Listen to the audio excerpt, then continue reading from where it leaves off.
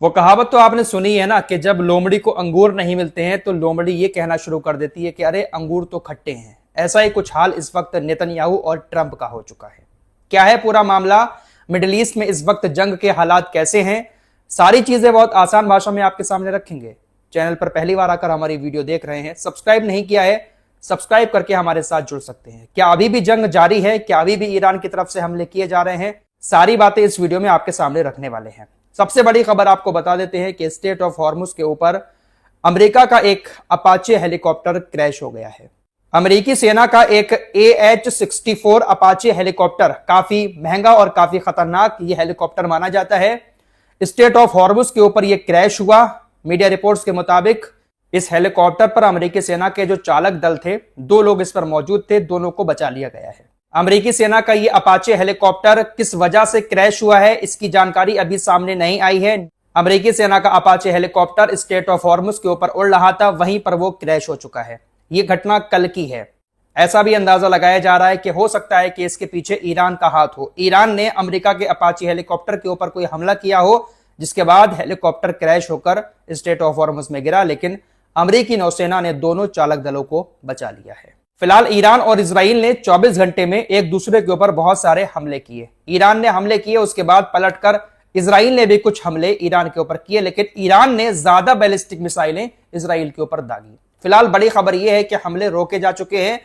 Donald Trump ने ऐलान किया है कि मैंने बीबी को समझा दिया है। बीबी यानी नेतन्याहू अब ईरान के ऊपर हमले नहीं करेंगे, और दूसरी तरफ ईरान ने भी अपने हमलों को रोक दिया है। शांति वार्ता के लिए कोशिशें लगातार की जा रही हैं।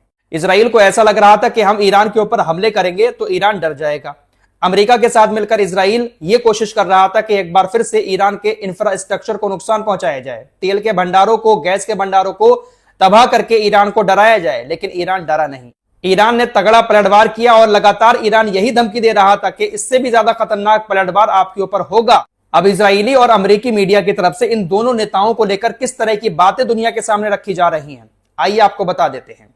इन दोनों की बातों को सुनने के बाद आप खुद कहेंगे कि वाकई में ये वही लोमड़ी है कि जब अंगूर इनको नहीं मिले तो उसको खट्टा बताना शुरू कर दिया। इजरायली चैनल 12 के मुताबिक जब ईरान ने इजराइल के ऊपर पहला हमला किया, उसके बाद इजराइल ईरान के ऊपर पलटवार करते हुए हमला करने जा रहा था, लेकिन डोनाल्ड ट्रंप के मुताबिक डोनाल्ड ट्रंप ने नेतन्याहू से रिक्वेस्ट की कि वो ईरान के ऊपर हमला ना करें। ईरान ने आपके ऊपर हमला कर दिया है, लेकिन आप पलटकर ईरान के ऊपर हमला ना करें।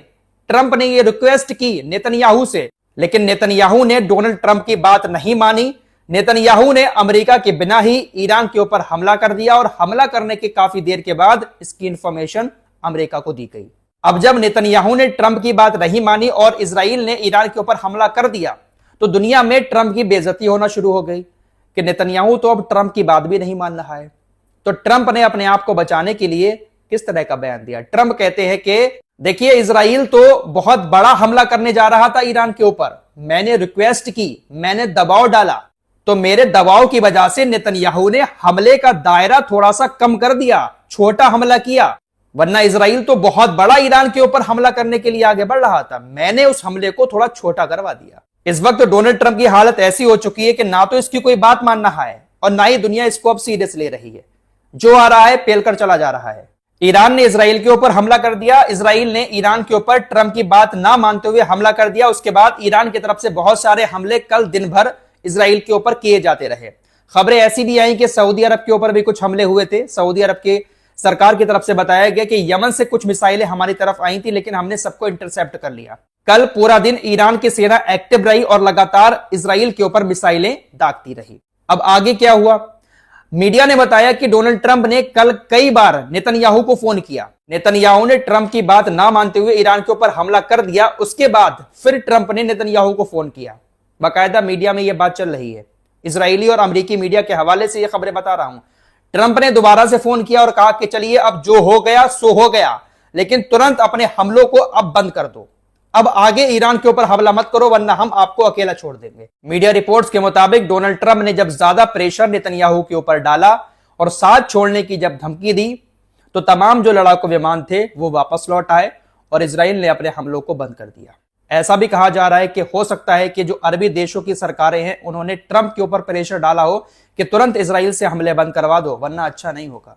अगर जंग शुरू हो जाती दोबारा से, ईरान के ऊपर हमले लगातार होते रहते, तो ईरान अरबी देशों को भी निशाना बनाता। अरबी देशों को इस बात का डर है, इसीलिए शायद दबाव अरबी देशों ने ट्रंप के ऊपर डाला और ट्रंप ने फिर दबाव नेतन्याहू के ऊपर डाला। फिलहाल इजराइल ने हमले बंद कर दिए। इजराइल ने हमले बंद किए तो ईरान भी हमले बंद करके बैठ गया है। ईरान ने हमले बंद करने के बाद फिर से एक बार धमकी दी कि देखिए, अगर हमारे ऊपर दोबारा से हमला किया जाता है, किसी भी तरह का आप हमारे ऊपर हमला करेंगे, पलटकर हम उसका तगड़ा जवाब देंगे। ईरान और इजराइल के बीच ये जो लड़ाई चली वो तकरीबन 18 से 20 घंटे चली। शाम के वक्त में इजराइल की तरफ से बताया गया कि ईरान ने हमारे ऊपर तकरीबन 25 बैलिस्टिक मिसाइलें दागी। 2 मिसाइलें यमन के क्षेत्र से हुतीज ने इजराइल के ऊपर दागी थी।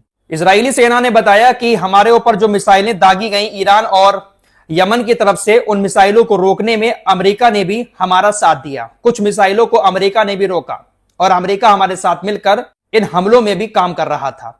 इजरायली सेना ने यह भी कहा कि ईरान के ऊपर जो हमले हुए वो सिर्फ इजराइल ने ही किए थे, उसमें अमेरिका का साथ नहीं था।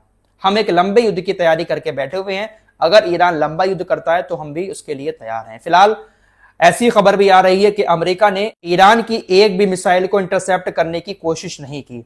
अमेरिका के भी कई सारे air defence system middle east में तैनात हैं। मिसाइल के इजराइल तक पहुंचने से पहले बीच में ही अमेरिका के एयर डिफेंस सिस्टम उनको इंटरसेप्ट करने की कोशिश करते हैं, लेकिन मीडिया रिपोर्ट्स के मुताबिक कल जो हमले ईरान की तरफ से किए गए, अमेरिका ने एक भी मिसाइल को रोकने की कोशिश नहीं की है। शायद इसीलिए बेंजामिन नेतन्याहू ने दोबारा से ईरान के ऊपर हमले नहीं किए, क्योंकि नेतन्याहू को भी ये बात मालूम है कि अकड़ कितनी भी दिखा लें, लेकिन अमेरिका के बिना मिडिल ईस्ट में सर्वाइव नहीं कर पाएंगे।